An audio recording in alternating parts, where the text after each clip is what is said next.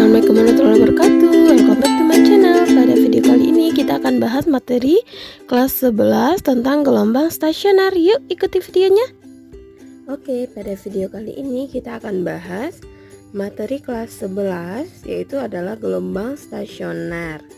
Nah, ini kan berdasarkan pembagian gelombang. Gelombang itu ada yang gelombang berjalan dan gelombang stasioner. Nah, sebelum kita lanjut, jangan lupa untuk like, comment, subscribe, and share jika kalian merasa video ini bermanfaat. Oke, kita langsung saja masuk gelombang stasioner. Ini gelombang stasioner itu ada dua, ada yang ujungnya terikat, ada yang ujungnya bebas. Kayak gini ya. Nah, kita bahas pertama dulu yang ujung terikat. Kalau ujung terikat, ini dia gambarnya seperti ini. Jadi yang bagian paling ujung seperti ini seperti disimpul mati gitu ya. Jadi ini kan seperti ada dua gelombang gitu kan. Ini kita anggap sebagai gelombang datang, kemudian dia pada tiang atau tonggak, dia akan memantul. Jadi gelombang stasioner itu sendiri adalah gelombang gabungan antara gelombang datang dengan gelombang pantul gitu. Nah, ini seperti ini ya. Ini ada gelombang datang, kemudian ada gelombang pantul. Nah, nanti di gelombang stasioner itu ada istilah simpul, ada istilah perut. Nanti kita bahas di bawahnya. Kita lanjut dulu. Persamaan yang ada pada gelombang stasioner itu ada nanti mencari nilai simpangan. Simpangan kita lambangkan dengan Y. Nilai Y itu sama dengan 2A sin kx cos omega T. Jadi ini A-nya amplitudo, ini K-nya, ini bilangan gelombang, X-nya jarak.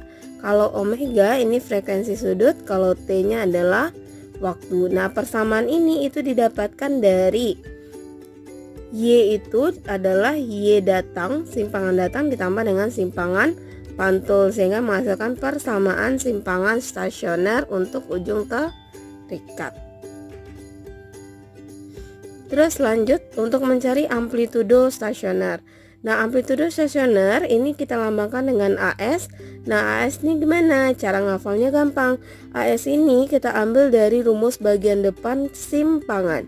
Jadi kalau rumus simpangannya sepanjang ini, berarti AS-nya kita ambil yang bagian depan saja. Berarti ini 2A sin KX. Terus kita lanjut istilah simpul dan juga perut. Kita bahas dulu yang simpul.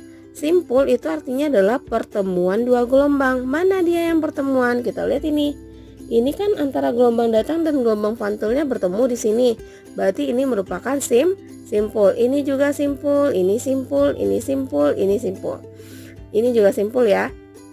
Nah, gimana cara ngitung simpulnya? Dari paling ujung tiangnya ini kita hitung sebagai simpul pertama, selanjutnya kedua, ketiga, dan ke belakangnya gitu. Terus ini untuk mencari jarak simpul itu Sn sama dengan 2n kali 1/4 lambda. Nah, n ini kita mulai dari 0, 1, 2, 3. Gimana pemakaiannya? Kalau kita mau cari simpul pertama itu n-nya kita masukkan nilainya 0. Kalau kita mau cari simpul kedua, n-nya kita masukkan 1. Kalau kita mau cari simpul ketiga, ini n-nya 2. Dan seterusnya. Artinya apa? N-nya selalu mundur ya. Untuk jenis gelombang stasioner dengan penggunaan rumus yang ini. Nah, apa maksud penggunaan rumus ini? Misalnya soal menanyakan berapakah jarak simpul ketiga, artinya ini S3 yang ditanya. Kalau ditanyanya S3 berarti N-nya berapa tadi? Mundur kan? Berarti N yang kita pakai adalah 2 kali 2, 4. 4 sama 4-nya bisa dicoret sehingga menghasilkan lambda. Coba kita lihat benar enggak S3-nya lambda? Lihat di gambar. Nah, kalau di gambar gimana? Ini S1. S1 ini punya jarak enggak terhadap tiangnya? Tidak kan? Berarti 0. Ini sampai S2 setengah gelombang. Jadi yang kita hitung itu anggap saja hanya gelombang bagian atas biar mudah gitu ya. Ini setengah. Terus sampai S3 tambah setengah lagi. Berarti ada satu gelombang. Benar enggak tadi kita gunakan pakai rumus? Iya, jadi untuk mencari jarak simpul itu bisa menggunakan rumus atau persamaan, ini bisa juga melalui gambar. Oke, paham ya untuk simpul. Terus kita lanjut untuk perut. Perut itu kita merupakan adalah puncak gelombang. Puncak gelombang itu yang mana? Nah, kita lihat nih puncaknya yang mana, yang di atasnya seperti ini. Ini berarti perut pertama, perut kedua, perut ketiga. Di bawahnya dihitung nggak dihitung, kita kan cuma nganggapnya yang di atas saja tadi. Sama kayak kita ngitung jumlah gelombangnya, ini sama aja, kalau ini perut satu, ini perut satu juga bawahnya, kayak gitu. Nah, untuk mencari jarak perut itu rumusnya adalah persamaannya 2N. Oke, kita fokuskan dulu. Ini 2N tambah 1 kali 1/4 lambda. Jadi bedanya ini sama ini, di sini ada tambah 1 ya. Nah, untuk ketentuannya sama, N-nya selalu mundur. Jadi kalau kita mau perut ketiga, N-nya yang kita masukkan adalah 2 ke dalam persamaan ini.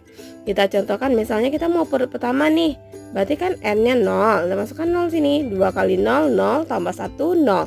Sehingga hasilnya adalah 1/4 gelombang. Kita lihat bener nggak P1 kita 1/4 gelombang?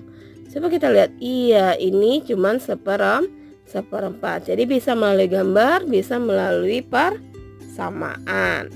Nah, sekarang jarak antar simpul itu berapa? Setengah lambda, sama juga dengan jarak antar perut, sama-sama setengah lambda. Coba kita lihat. Ini simpul pertama, ini simpul kedua. Berapa jarak simpul pertama dan simpul kedua? Setengah gelombang. Perut pertama, perut kedua, berapa jaraknya? Ini 1/4 berarti juga setengah gitu ya.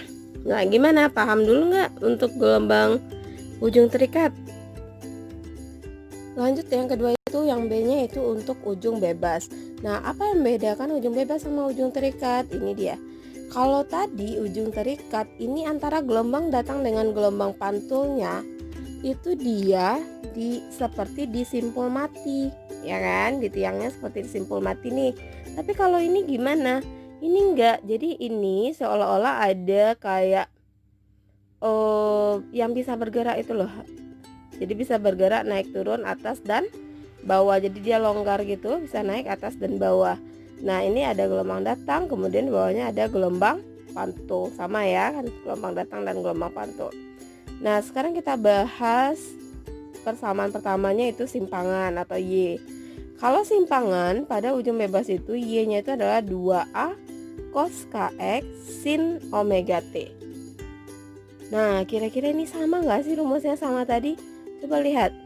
Yang tadi itu 2A sin kx. Jadi yang punya kx itu siapa? Si sin. Sekarang coba kita lihat ujung bebas. Yang punya kx siapa? Si cos. Artinya apa? Rumusnya ini hanya berkebalikan antara letak sin dan letak cosnya. Dan jangan lupa ininya tetap 2A tetap 2A, kx tetap kx, omega T tetap omega T. Perubahan letak sin dengan cos. Jadi kalau misalnya dia ujung terikat itu sin kx, tapi kalau dia ujung bebas itu cos kx. Nah, yang sering bikin kalian itu keliru saat ujian adalah ketika ada persamaan Y sama dengan 2A, terus ditulisnya sin omega T cos kx. Nah, kira-kira ini gelombang apa?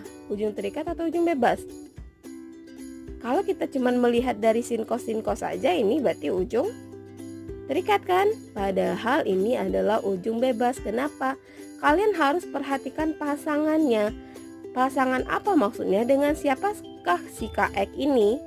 Kalau si kx ini dengan sin, berarti dia ujung terikat. Tapi sekarang kx-nya gimana? Dengan si cos. Cos yang ada kx tadi siapa? Adalah ujung bebas. Jadi bisa aja persamaan itu dibalik-baliknya seperti ini. Sama loh kayak arti kali-kali, misalnya 2 kali 3 kali 4. Sama enggak dengan 2 kali 4 kali 3? Ya sama aja kan. Makanya kalau dibalik-balik pun kalian jangan sampai tertipu gitu. Jadi yang punya kx itu perhatikan, kalau dia ujung terikat berarti sin yang punya kx, sedangkan kalau ujung bebas cos yang punya kx. Oke ya. Terus lanjut amplitudo stasioner atau AS-nya. Ini sama aja, amplitudo stasionernya kita ambil di bagian depan tadi. Oke. Terus simpul. Kalau simpul ini rumusnya adalah 2N tambah 1 kali 1/4 lambda. Nah, ini simpulnya ini kan. Terus kalau untuk perutnya ini, nah kira-kira sama nggak sama yang tadi? Ini dengan ujung terikat dengan ujung bebas itu mereka hanya berkebalikan saja. Rumusnya itu juga, jadi kebalikan. Jadi ini kan rumus perut nih, 2n kali seperempat lambda.